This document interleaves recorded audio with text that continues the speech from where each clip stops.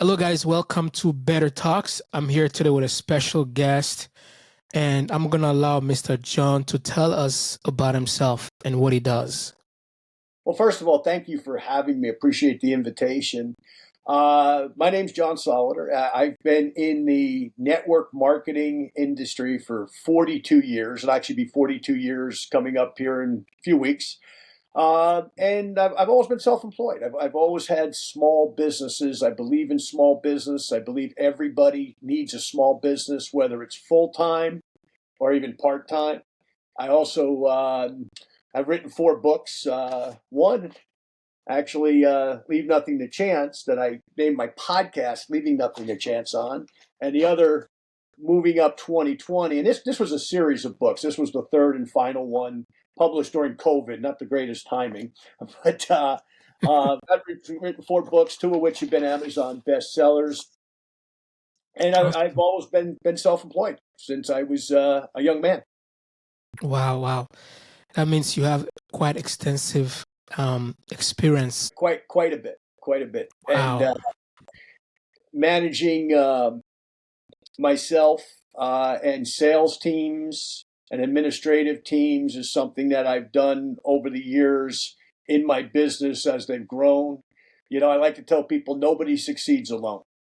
No matter Hmm. how successful you are, if you're, Elon Musk or Warren Buffett or Mark Cuban or any of the great entrepreneurs that are alive today, they surround themselves with really top quality people to support them. And I've done the same thing, and just have a great support system of people that I work with literally around the world.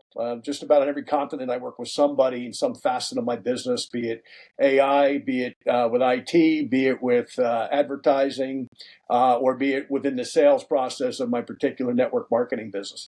So, speaking of AI, many people see it as an opportunity. Some people see it as a threat, especially in terms of employment, replacing jobs in every sector, be it in service or manufacturing. AI pretty much can do anything. So, my question to you is when it comes to entrepreneurship, do you think there's a place for entrepreneurs? Do you think there's a place for innovation, more ideas? And do you think there's also going to be a competition between AI and human vision for the future? Hmm. Wow, it's a great question. First of all, do I believe that there's going to be competition, okay, with the human element? Yes, I do. Mm, AI is going to replace a lot of jobs. It already has. For yes. example, right before Christmas, Amazon, Jeff Bezos, replaced 17,000 workers at a facility in Las Vegas with a Wow. $38,000 robot. And, the robot doesn't get sick, doesn't take days off, right? Doesn't hurt themselves and sue the company. I'm sure there's some maintenance issues, but at the end of the day, there's a lot of jobs that will be replaced. However, because we live in such a technological age, if somebody looks at AI and says, "Where's my place with it, Mm, utilizing it within my job?" If I'm a regular employee, for example, at Amazon, how do I work with it? If I'm an entrepreneur, how do I use it to do all the things in my business that I can have AI do, so I can specialize in the couple of things that I, as a human being with a level of expertise within my business, whatever my business is. Okay, well, my business is network marketing. Other people's are real estate or insurance or whatever it happens to be. You do what you do best. And what AI does is it saves you from having to do the mundane things and things that perhaps you can let it do, so that you can focus on what you do best and you get paid maximum dollar for those abilities that you have within your given business. Okay. So I see it as something that can speed up time and also production for people who are in small business, for that matter, in big business too. Most of the people I yeah. deal with are small business people. Okay. You do what you do best, because AI can't replace your personality, your charisma, Mm, your experience. You can't replace any of that. Okay. So you do what you do best. I'll give you one real fast example. Many years ago, I lived in New York State, and I used to cut my own lawn. Now, this is way before AI. But my mentor said to me, at the time I was making about $1,500 a day. And he said, how many hours do you cut your lawn for on a Saturday afternoon? I said, about 2 hours. Now, I enjoyed it because it was a good workout. It was resistance training. You break a good sweat on a hot day. He said, now let's think of something for a minute. If you sleep 8 hours and you go to the gym and you eat dinner and you spend some time with your wife and, et cetera, let's say that's another 8 hours. He says, so for those 8 hours, if you're making $1,600, you're making about $200 an hour. So those 2 hours that you're cutting your lawn is $400 in your production that you just lost. What would you pay a landscaper? I said, about $50. He said, well, wouldn't you take the upside of that? And I said, well, absolutely. Okay, so I stopped cutting my own lawn and I had other people do it. Now, that's an old example, but it's a good example for AI. The things in my business that I can have AI do, I'm going to let it do so I can do the things that I do really well, which is talking to people, sharing my business, sharing my products, sharing my opportunities, sharing my experience. And that permeates any business out there. I don't care what you do. You're an expert in something within your business. You're the authoritative figure in your business. Be that guy or that gal that leads in those areas that somebody says, that person's really, really good at this, this, and this, and that's why I'm going to work with them to buy a home. That's why I'm going to work with them to buy my insurance. That's why I'm going to work with them to set up my financial plan. That's why I'm going to work with them to do whatever it is that you are the authoritative figure in, and let AI do the rest. And for that matter, other technologies that you can utilize. So just to get a clarification what you're saying, yes, we utilize AI to do whatever the day-to-day mundane things, and then we focus on what we do best. What about bringing in other people to work with us? So it's just gonna be me as the entrepreneur or the small business owner and AI. What about having a staff? No, you know what? You can't replace the human element. The human element in business is always going to be there, I believe. Okay. And the same thing. Take those people. What do they look at them? If you're running a staff in whatever business it is that you're in, look at those people and say, what do they really do well? Maybe that they communicate. For example, lady who works at my company is really, really good at communication. So I'm going to have her communicate, okay, with certain people within my company, within my downline, within my business, because she's really, really excellent at it. If I can free her up from some of the things that she has to do using AI, she can spend more time on the human element, calling people for me, communicating messages, helping me put on events, all that sort of thing. Then she's more productive in her role. I'm more productive in my role, and she's doing what she's really authoritative at and really, really good at. So I'm getting the best out of my people versus having them do things that we can have a machine do. I like that because having AI to focus on the mechanics, the technical aspect of things, and then our personality, our characteristics, our attitude can never be replaced. Exactly. And because we're humans, our customers are going to be humans, right? So AI does the technical aspect, but in terms of the relationship, these are transferable skill set that AI can never replace, such as decision making, problem solving, as you mentioned, communication, and also our attitude. How do we perceive ourselves and how do we perceive people as well? So my next question to you is that I know sometimes when we talk about attitude, it's mainly in context of personal development, relationship, but I also realized that people's attitude in doing their business or people's attitude at work sometimes can actually affect them negatively or positively. As an entrepreneur, using myself as an example, if I don't strongly believe in what I'm doing, I'm not gonna give my best in it. And I realized that is the perception, the attitude that I have towards myself and the business. So what's your take on that? Well, you're 100% right, and I'm gonna give your listeners a little exercise. Okay, if you take the word attitude, how important is attitude? If you take the A in attitude and you said that's the first letter of the alphabet, and then you said the T is 20, the 20th letter of the alphabet, the next T is the 20th letter, right? The I is, what is that, the ninth letter? The next T is the 20th letter. The U is the 21st letter. The D is the 4th letter. And the E is the 5th letter. And you add that all up, it adds up to 100%. Now, why is that? Because our Interesting. attitude determines 100% of our value in the marketplace. Okay. And we have to own our attitude every single day. I mean, if you get up and you got stinking thinking, what I call stinking thinking, right? If you get up in the morning and you just think, well, yeah, I'm not going to make sales today. Nobody wants to talk to me. Everybody doesn't Mm. like me. My product's bad. My company bad. If you think that way, that's probably how the day's going to turn out. Conversely, if you get up and you tell yourself, hey, God doesn't make junk. I'm a winner. I'm going to work hard. Not everything's going to go my way. I know that. Okay, that's unrealistic. But at the end of the day, I'm going to do the very best that I can possibly do today at every task, whether it's my relationships with my family, my relationships with my customers, my relationship with my company, my relationship with strangers. If I'm going to do the very best that I can and I have the right attitude, I'm going to be a beacon. I'm going to attract people that want to talk to me. Okay. Conversely, if I wind up with, the other way, and by the way, we all have days like that. My suggestion after 42 years of being self-employed, on days like that, take the day off. Mm. If you have that attitude, okay, and once in a while, you can't have that attitude all the time because you won't succeed with it. But if you have that attitude once in a while, you're just going to have one of those days. Go to the movies. Go do something. Go read a book. Just take the day off.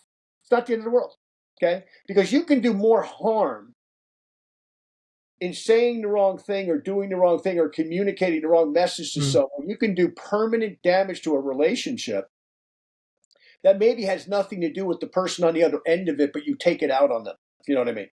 So take that day off. Just say, this is a beach day. I'm taking a day off, okay? But then the next day, get back to it. And a lot of times what happens, it's almost like going to the gym, right? There's days when you're going to go to the gym and you go, oh, man, I don't want to go to the gym today. Well, don't go. And the next day you go back and you go, wow, I'm stronger. I can curl more weight. I can bench more weight. I can, do whatever it is I'm doing in the gym. It's the same idea. Give yourself a little bit of downtime away from the situation and come back to it, and you're probably going to be that much stronger the next day, and for a period of time. And then if it happens again, well, take another day off, but don't, you can't take days and days and days, but sometimes you got to take a day off to not hurt your enterprise. And I learned that the hard way. I made Mm. so many mistakes early on in my career that I learned that there's times when to step away is the best thing I can do. Wow. It's like on Mondays, people have stinking attitudes. On Friday, people have employees are so friendly with customers on Fridays. But on Monday, you can tell based on your facial expression that I don't want to be here. Number one. Number two, it's going to be a long week. You're talking about, yes, we're not going to have a good attitude all the time. We're not perfect, but there has to be consistency and momentum. You don't want to have a mood swing where today you're up, the next day you're down. So Exactly. now my question to you, I want to pose, at times we have to fake it, like you said, just to save our enterprise. Even though we're not in a good mood, how can you tell somebody who's not in a good mood, but they don't want to affect their customers or say anything wrong that will impact the enterprise? Well, for one thing, a little trick I learned many years ago. Go into the men's room or ladies' room if you're a woman, and look in the mirror. Now, when you look at yourself in the mirror, what do you generally do? You smile, right? You don't have a frown on your face. You have a smile, right? You kind of laugh a little bit. Then go back and face that customer. And once again, your body language is going to want to be open. Like if I fold my arms like this, I'm very closed. But if I open my Interesting. arms, I'm very open, right? Yeah. Your customers feel what you feel. Mm. Okay. Like if you're having a bad day and you're kind of closed and you're trying to deal with the public, they're going to figure that out. And they may not want to deal with you today. And if you're selling a product that other people are selling, and most of us are for that matter, right? Whatever you sell, okay, or market, okay, they're going to go to your competitor who's nice to them. Mm. Bottom line, because people buy from people. I'll never forget, and this once again, go back to your AI question, which is a great question. People are still going to buy from people. If I like you, I'm more apt to buy from you because I like you as a human being, right? Wow. Yeah. Versus somebody who just, well, the product's really good, but the guy's not a nice guy, like just go out and that golden rule that our mothers taught us when we were kids, right? Do unto others as you want them to do to you. Well, how do you want to be treated when you're on the other end of it and you're willing to spend money on something? You want the person on the other end to take care of you, cater to you, answer your questions, be polite. They don't have to be your best friend, but you certainly want somebody you can communicate with because you're spending your hard-earned money on their product or service. So treat them properly, and 9 times out of 10, you're going to do business with them. Sometimes you just can't because it's just not the right thing for that person, or they can't afford it, or there's a multitude of reasons why people don't buy. Don't let that be because your attitude was bad and how you treated that human being. Don't lose a sale because of you. Lose it because the circumstance wasn't right for that consumer. Mm. Don't lose it Interesting. because you chose to not do the right thing. And like I said, that little trick I learned years ago. And I learned it. I did a lot of phone work early on in my career. It wasn't Zoom and all these great technologies. And you get to your 15th phone call in an hour, and you talk to 11 answering machines. Okay, and all of a sudden it was like, do I really want to make another call? Really? Well, maybe this guy's going to answer, but I really hope he doesn't. Oh, he answered. Uh-oh. But all of a sudden, you look yourself in the mirror, you kind of go, hey, how are you tonight? How's it going? How's the weather in Toronto tonight? You know what I mean? Like Mm. you get a little conversation going, like Yeah. human. Like, oh, the person cares about me.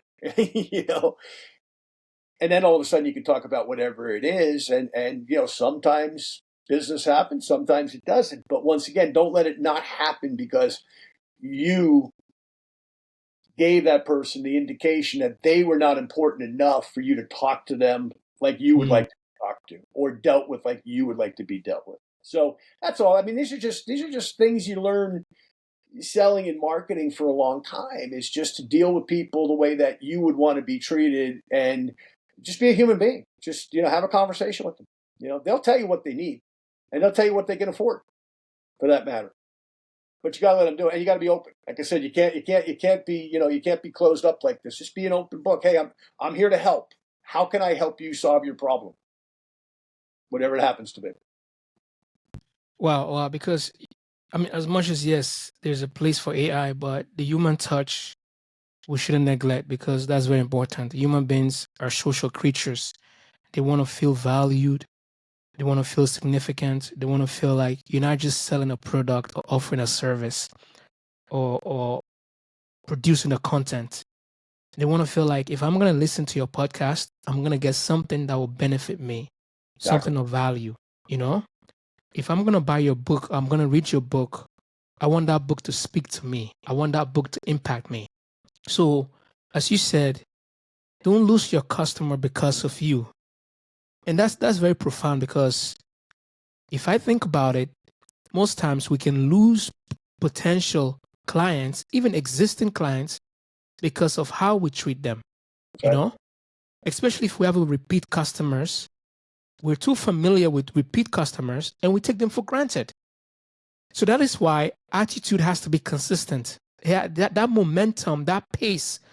If customers have always seen you as friendly towards them, and that's what they're expecting, expectations. Absolutely. Absolutely. And like I said, just it's not only the golden rule, but it's just common sense. Right? Yes, People yes, work hard for their money. yes. Anybody that doesn't work hard for their money. So when you are selling them or marketing to them, let's remember they worked hard for their money. Mm, That and 99 out of 100 times they can buy a similar product or service from somebody else. That being the case, they're buying from you because they like you, but they're still buying because of the quality of your product. But you can have a quality product and a bad attitude, And the guy down the street could have a product that might be inferior to yours, but he's a nice person or she's a nice person, and they treat them properly and they get to sell. I'll give you a fast example. Many years ago, I sold cars for a short period of time. This was back in Pennsylvania, way back. And in the car business, you work on what they call ups, right? Like every salesman takes a turn based on, who walks through the door. So maybe you're first today, you get the first guy, I get the next guy, the next person gets the next guy. The salesman who was up decided that the customer who came in was covered with kind of mud and dirt and had gotten out of an old truck. And he said, I don't want to talk to that guy.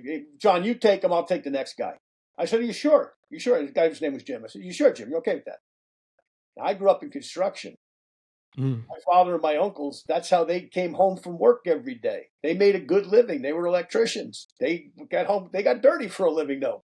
Okay, and so the plumbers, carpenters, masons, they work. They work with their hands. They work in the dirt sometimes. So it's like, okay, so I recognize right away, this guy's here to buy a vehicle. I sold this guy 12 vehicles that day. Wow. Now, why? Now, the other guy was mad at me afterwards. Well, you took my up. I said, you told me you didn't want the guy. Now, the next guy that he took came in, 3-piece suit, horrible credit, could not buy a vehicle. What did I know? And it wasn't that I was so smart. It was that I perceived that gentleman wasn't out there playing in the dirt. That man was out working in the dirt, which means somebody was paying him well to do a job. Therefore, when he came to that dealership, he was there to buy something. He wasn't there to waste his time. Yeah. By the way, he paid cash. Turns out he was a mason. They were doing stonework in this was in the Pocono Mountains of Pennsylvania at the time. It was growing very quick. So he needed all these trucks. These were like used trucks. So I had a really good day. I made a lot of commission that day. but I treated him like a human being. Wow. The other guy wanted to be like he was better than him. Right? And there's a million, anybody who's been in sales a long time has similar stories. But that one always stayed with me because it's like, wait a minute. I got that guy was working. I got that guy was productive. I didn't judge the fact that he was coming in with dirt on his boots, okay? My colleague did. Cost himself a lot of money. Wow. So, and like I said, there's a lot of stories like that, but I lived that one, and I've told people that story for 40 years. You never prejudge. You never know what somebody's doing for a living, or you never know. Here's another thing in my business of recruiting and network marketing. You never know somebody's burning desire.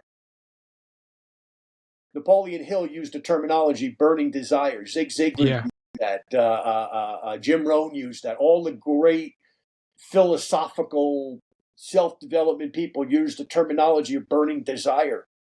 You don't know what somebody's needs are and how hard they're going to work. Are they going to work 20 hours a day because they want something better? For example, I have a guy in Mexico, my organization currently, happens to be a doctor. When he started his business with me, and I'm not exaggerating, he worked 20 hours a day for the first 2 years. Did not take a day off. Now, today, he can take off all the time he wants. He's done very, very well financially and continues to. But for 2 years, and by the way, he didn't really need the money. He was already reasonably successful, but he said, this is my opportunity. I can do this now. And he worked like a dog for 2 years. Well, look at what he's got. He's got a huge business. He's got a network in 18 countries. Okay. And once again, I've seen that in network marketing. I've seen that in the insurance industry. I've seen that in every business I've ever been associated with and businesses of friends of mine where it's like there's really successful people. We're not the people that you say, oh, that guy's going to be successful, that guy's not. You can't make that decision, right? Because you don't know what's in somebody's heart and what their desire is and their work ethic, frankly. What should be people's attitude, especially as entrepreneurs, towards failure? Wow. That's a great question. Failure teaches us. And I'll give you a fast story on that. When I was young, really young, I was about 16. There was a gentleman who lived down the street from me where I grew up in New Jersey. And he was always tinkering with cars. Like, you go out even like this time of year when it's cold, he'd be out there, he'd be smoking a cigarette. He'd be out there having his head underneath a car hood. And his son was a friend of mine, went to school together. And it comes to me one day and he says, my dad's business just went public. I didn't know his dad had a business.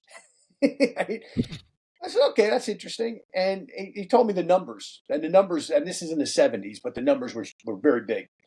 And I said, wow, that's pretty amazing. I said, so, I'm an inquisitive guy. I went down the street and his name was Frank Reich. I said, Mr. Reich, congratulations. I said, how did you do what you did? It was an automotive product that he developed, was the long and the short of it, and brought viscosity in engines down. Was the magic. And like the automotive industry was going nuts about it, and the trucking industry in particular was going nuts about it, because obviously if you bring viscosity down, gas mileage goes up, right? You save money if you own a trucking company.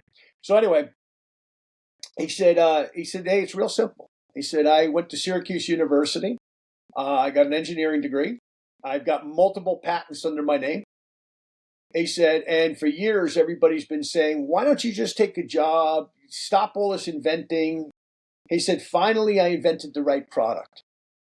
So, and then he said, like, hand me a wrench. I handed him a wrench. He said, let me just tell you something, young man. Don't be afraid to fail. Now, when you're like 16, you hear a lot of stuff. I go back to my house. Now, my father was not an entrepreneur. My dad was an electrician, right? Worked hard, but no entrepreneurial desire whatsoever. But Mr. Reich taught me something that day. Don't be afraid to fail. Everybody gave him good advice, right? Why don't you just take a job? You'll be okay. He said, no, this is what I want to do. And he did it and became extremely successful. And he's dead now, but his boys still own the company. But my point about that is he wasn't afraid to fail. And he shared that with me, and I haven't been afraid to fail. I've failed many, many times. But every time I fail, I learn something. I ask somebody, if they don't join my business, why didn't you join? Was it me?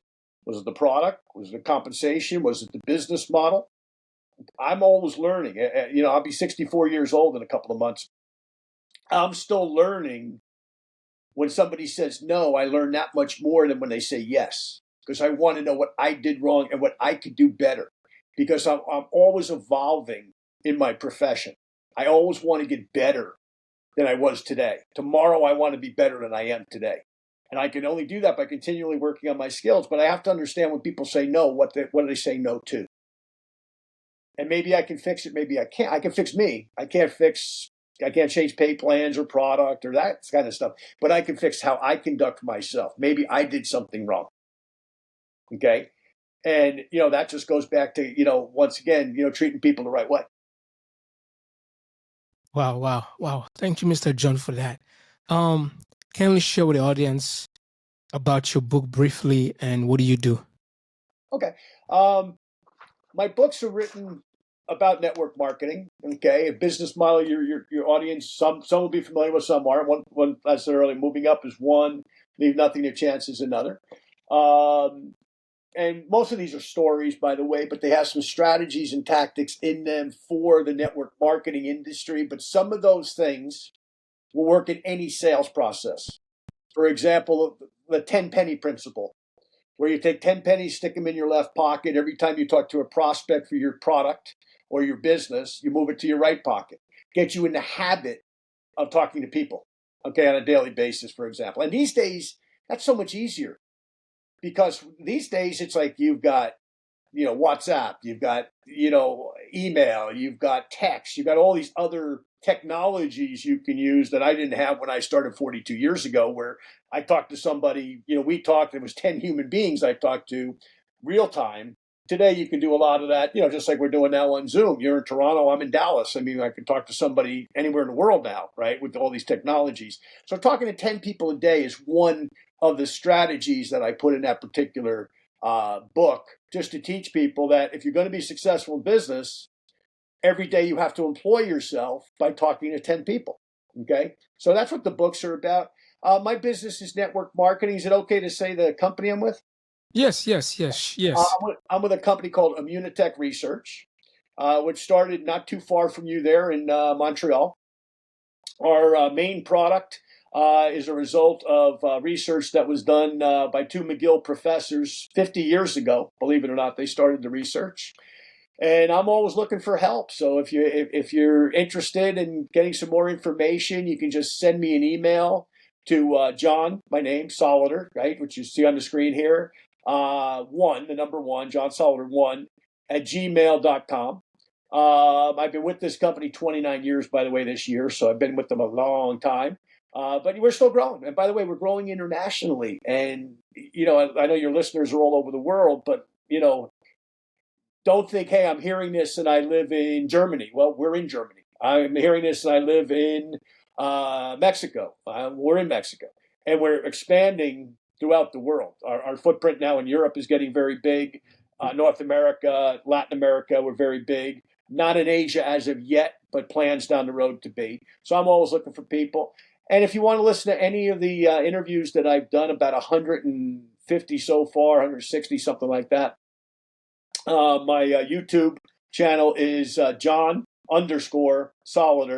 on YouTube. So you can listen to me there and you can reach out to me. And hey, for that matter, even if you're not interested, you want to send me a message, get to know people. I'm always looking to get to know people, better. And, my business is people. I love people. And, I've been successful, I think, because I love people. I like to see people do well and I like to help them. So whether or not you want to join my business or not, you just want to reach out and say hello. Tell me your business. Tell me what business you're in. Maybe I can give you a little guidance. I've read a lot of books. I've interviewed a lot of people. So sometimes I can give somebody an idea on something that has nothing to do with me, but they say, hey, what should I read? I got a reading list that's about this long, by the way. So, and I mean this long in a good way. I mean, if you stack it cover to cover, a couple of hundred books that I would suggest to people to read over a lifetime. So, whatever I can help with, happy to help any of your listeners with anything I can assist with. Speaking of books, I usually like to ask my guests to share with us 3 books that have shaped your lives that they can recommend to the audience. I saw your question and I said, okay, I could name 30, but let me name 3. Yeah, just 3 tops. 3 game changers. As a Man Thinketh by James Allen. First book I ever read on self-development. I was about 16 when I read it. Why? Because it tells us that we attract what we are. Not what we think we are, but what we are. Okay? And that's important, by the way, not just in business. You want to get the right wife. You want to get the right husband. Once again, As a Man Thinketh, short book. You can read it in 45 minutes. Concepts are incredible. Second book I ever read on self-development was The Power of Positive Thinking by Dr. Norman Vincent Peale. And I'll just quote one thing from it. If you think you have problems, go down to the local funeral home or hospital and you'll realize you don't have problems. Sometimes we're self-employed. Well, I have a problem. Okay, nobody died. Nobody's in the hospital, hopefully. Okay. So, that stuck with me because I read that at a time where I was hospitalized at 17 with a spinal injury. My father gave me that book. And I've still got the original book, by the way. The cover's all brown and fall apart and the pages are brown, but Wow. I kept the book. And I heard Dr. Peale actually preach one time at the Marble Collegiate Church there in New York. And then the third one is a little bit more contemporary, and it's by Dr. Jim Collins, and it's called Built to Last. Okay, and he also wrote Good to Great. And Dr. Collins is still with us. He's one of the people that helped guide Starbucks, amongst other big brands, in how he thinks. But, basic concept that Dr. Collins puts in that book. And you asked me the question earlier about teamwork. Put the right people in the right seats on the bus. Okay?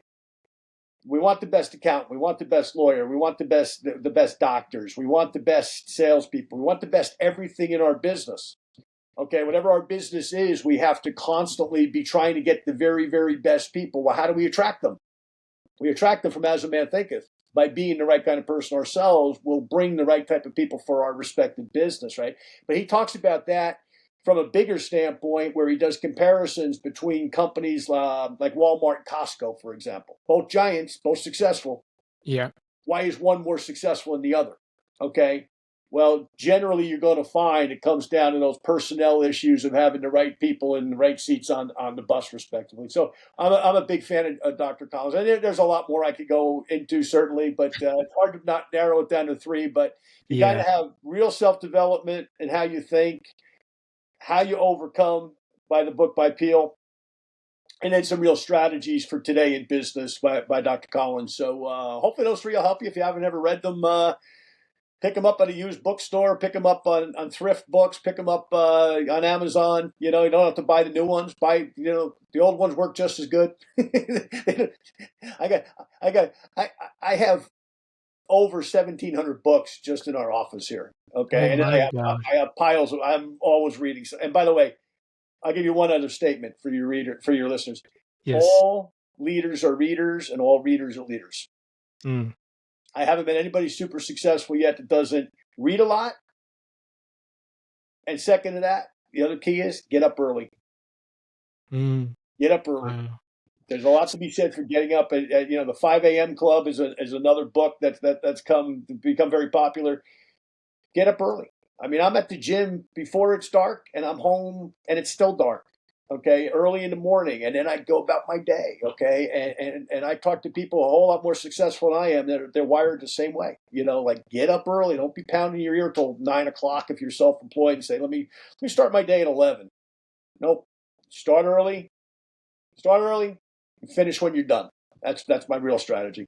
So are these your top three transferable skills? Get up early and read?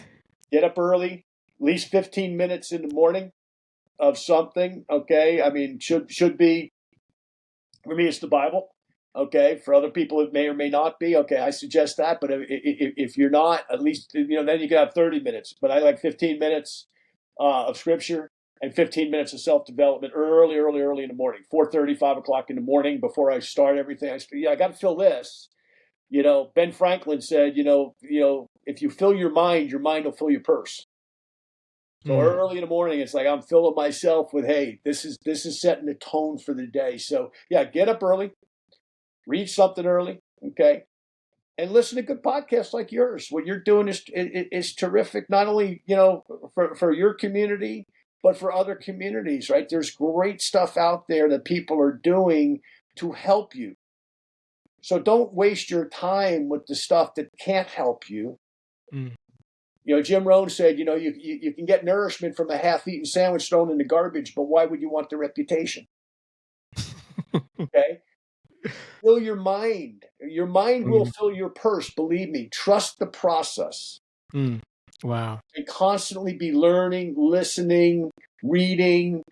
It's all out there, especially today, because technology is so terrific too. And everything is at the touch of a button that you can get inspired, okay, and then do something with it.